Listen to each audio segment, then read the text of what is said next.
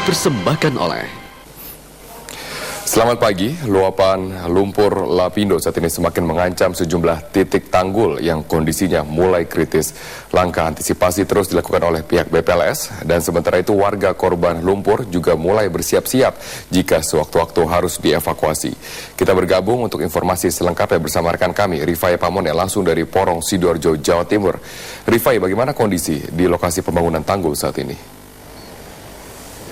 Robert, kondisi dari penanggulan yang dilakukan pengerjaannya oleh Badan Penanggulangan Lumpur Sidoarjo hingga hari ini memasuki hari kelima, situasinya masih sangat kondusif dikarenakan pengamanan terus dilakukan oleh pihak Polres Sidoarjo selama 24 jam.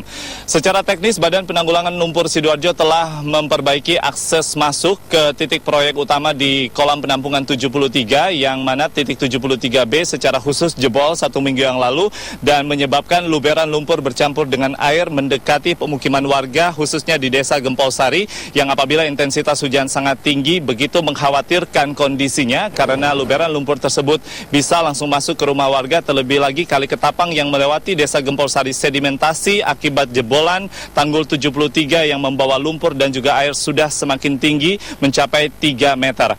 Dan untuk kapasitas yang dilakukan oleh Badan Penanggulangan Lumpur Sidoarjo hingga saat ini, Robert, progresnya sudah mencapai 500 meter bentangan tanggul yang baru.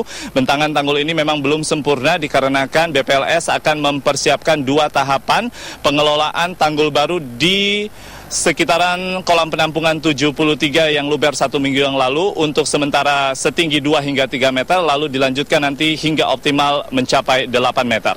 Robert. Rifai, lalu apa antisipasi yang dipersiapkan warga jika sewaktu-waktu mereka harus dievakuasi?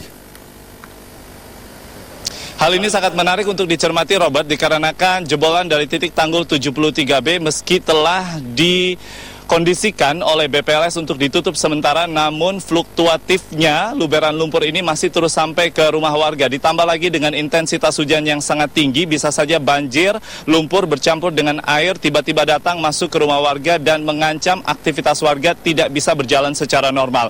Oleh karena itu evakuasi dipersiapkan oleh warga setempat, di mana ada sekelompok warga yang disebut sebagai kelompok siaga bencana bersama dengan Taruna Siaga Bencana berkoordinasi dengan pemerintah Kabupaten Sidoarjo. Dalam hal ini, Badan Penanggulangan Bencana Daerah telah mempersiapkan posko-posko evakuasi diantaranya di Balai Desa Gempol Sari dan juga lumbung logistik yang berada di Balai Desa Gelagah Arum dan juga di Balai Desa Kali Tengah. Di antaranya telah mempersiapkan sejumlah logistik seperti tempat tidur, selimut, baju, dan juga sejumlah logistik di dapur umum yang nantinya bisa digunakan sewaktu-waktu apabila warga harus dievakuasi. Berikut pernyataan salah satu koordinator dari kelompok siaga bencana, Suwito. Maksud saya ini anggota KSB, punya sudah 2 lumbung. Satu lumbungnya di Gelagah Harum, Balai Desa Gelagah Harum, 2 lumbungnya ada di Desa Kali Tengah, yang berisi bahan makanan dan peralatan sandang sama peralatan dapur, semuanya terlengkapi. Pokoknya kalau ada evakuasi, DU berdiri, semua bekerja dari anggota KSB siap untuk menjalankan tugas.